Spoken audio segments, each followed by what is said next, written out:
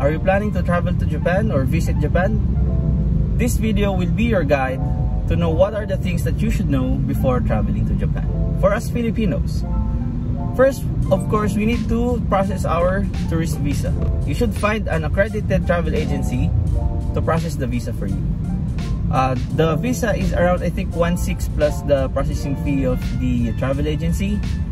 I will put the details on the description for the documents or the links for the requirements that you need to process your visa. So before your departure, you should process your e-travel QR code. Siyempre dito sa Pilipinas, so this. And before arriving to Japan, you should also process your arrival QR code. Kasi before, manual fill up ang arrival form sa Japan. Dati nagbibigay ang cabin crew before you land to Japan the arrival card, so you can fill up there on the plane. But right now, Japan also has the QR code like the e-travel here in the Philippines. So you should fill that up before arriving to Japan. The passport is your key to have a shopping spree na tax-free.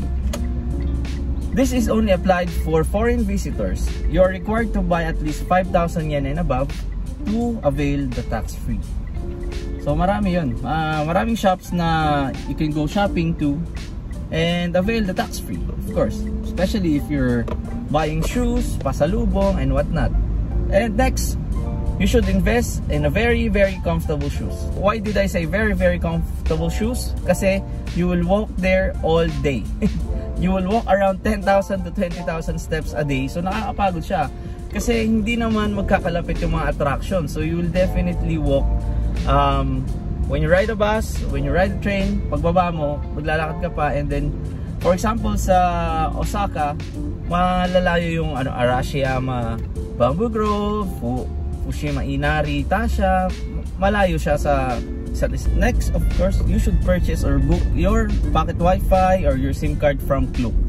On Klook, you can already buy there, you know, mga attractions, accommodations, SIM card, transport pass. Ito isang tipid tips. Instead of buying individual tickets every time you ride a train or a bus, you can already buy that from Klook. You can buy a 1-day pass, 2-day pass, 3-day pass, 4-day pass. For example, in Osaka, we purchased Osaka Metro Pass and the JR Line Pass. Only ride na siya. Instead na bili ka ng ticket na every travel, every destination, you'll spend around 200 to 400 yen. Tapos, syempre, ibang destinations naman pupuntahan mo. But on the day pass, you can ride the train ng walang limit. Kahit ilang beses ka sumakay sa train, basta valid pa yung day pass mo. The good thing is there, you can go to, for example, in Osaka, you can go to Kyoto, to Kobe, to Nara, with those day passes. So, just being smart, you know. Kasi ang day pass, it's only around, I think, dalawa kami, for 2 persons, 900 siya, for 2 days. So, pang ilang days ka doon, bili ka ulit. And then, you just have to exchange the ticket sa mga offices nung mga train stations na nandun sa list, sa instructions nung day pass.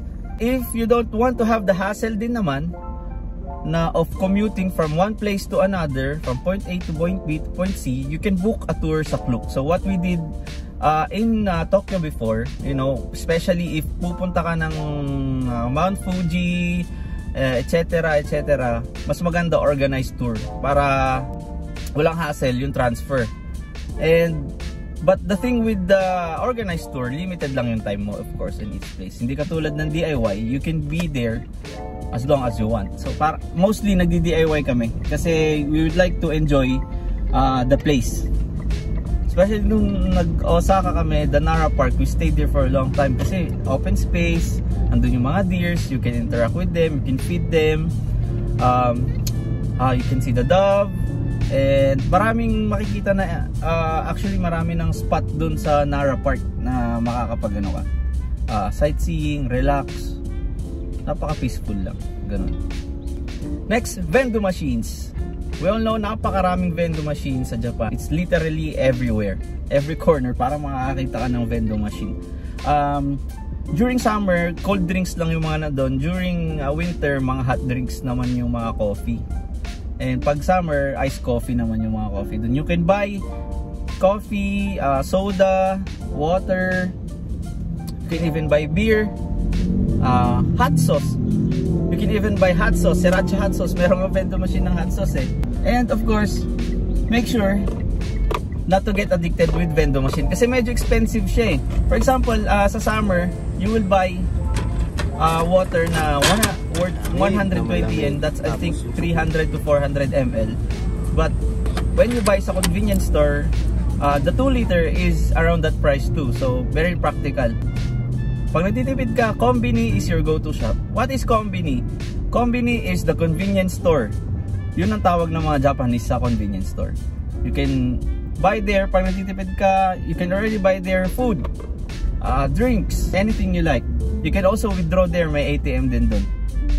So sa convenience store, you can buy onigiri, noodles, bento boxes, rice bowls, etc. etc. Yun. So mabubuhay ka na dun if magtitipid ka. Next is if ayaw mong gumastos sa mga expensive restaurants, it's practical to eat sa mga fast food chains like Yoshinoya. Ano siya, budget friendly siya that every meal is below 1,000 yen. Kasi sa mga expensive restaurants, makakabil ka talaga lagi ng 1,000, 2,000, 3,000 yen. Depending sa food na in-order nyo. Next is, always try their street foods. Especially takoyaki, the mochi, tapos yung parang mooncake. Lalo na pag nasa Dotonbori kayo. Dotonbori is the food bowl of Japan kasi napakaraming street food restaurants within the area. Nandun din yung shopping center. You can buy everything that you can think of na pwede mong ipasalubong or you know, personal use. Ganun. Of course, pocket money. Better if merong ang dalang cash na napapalit na kahit konti lang dito sa Pilipinas. Kasi you can always exchange your money there naman sa Japan. Pero what we do, naglalagay kami ng pondo sa GCash namin. Because GCash, you can use GCash to pay most of the stores, no? Kasi sa GCash, Alipay Plus is accepted in Japan. Pero be careful with that ha, kasi meron yung restaurant na kinainan namin. Tapos, tinanong ko kung may Alipay, sabi meron. Pero Alipay Hong Kong pala yun. Eh, magkaiba. So, hindi na-accept yung QR code. So, make sure, titignan nyo yung code na, or yung logo na ito, Alipay Plus. Alipay Plus yun, na makakapag-pay ka na through GCash, that's automatic conversion. Unless asel, wala ka ding barya. Diba? Kasi, pag nabarehan yung 1,000 yen, panay coins na yun, like 500 yen, 100 yen, 50 yen, mga coins na talaga, tapos hindi mo naman siya magagamit. Especially yung 1 coin, yung pinaka, parang 1 cent, 1 yen.